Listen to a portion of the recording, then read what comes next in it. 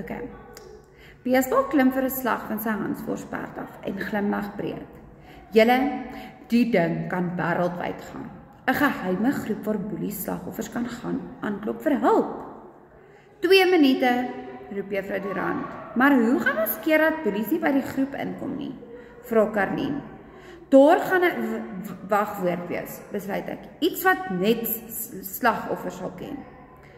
Dis ubercool, lig Baseball sy mening. So, Baseball gets off of his high horse and then he says, this thing could be like a worldwide thing, like a secret group for people who are bullied and that needs help. And then Mrs. Durant tells him they have 2 minutes left. But then Karlien asks, how are they going to stop bullies from joining? And then Diebold answers that they will have a passcode. And only people who are bullied will know this passcode. And Baseball is super excited about this whole thing.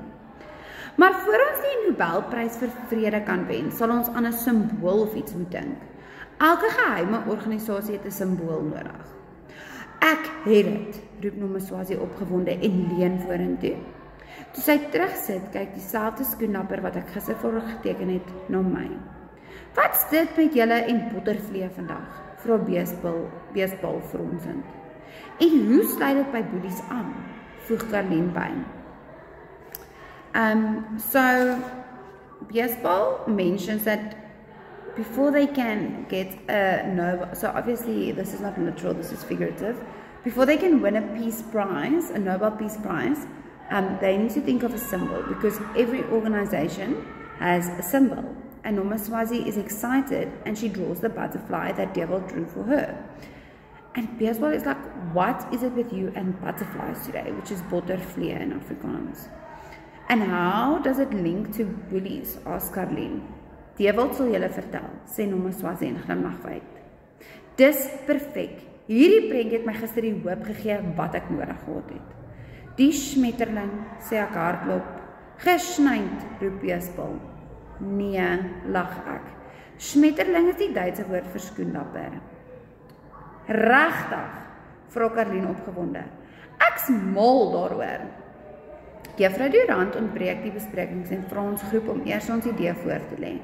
Baseball fluister, los hierdie een vir my en spring op. Ek probeer sy aandag trek, maar hy kyk net voor hom. Ek wil hom waarsku om nie ons idee uit te lap nie, want wat's die punt daarvan om 'n geheime organisasie te hê? Vriende, Romeine en diegene sonder paspoorte, begin Baseball op Engels. Julle sal bly wees om te hoor, ons groep het vandag die resep vir wêreldvrede gekry. Baseball, fluister ek en trek aan sy baadjie. Hy kyk af en knip oog, dan kyk hy weer voor hom en maak keel skoon. Ja, almal, die geheim van wêreldvrede lê in Nando se ekstra warm peri-peri sous. Die klas dreun van die lag en ek val verlig terug in my sitplek. Die Baseball daarom.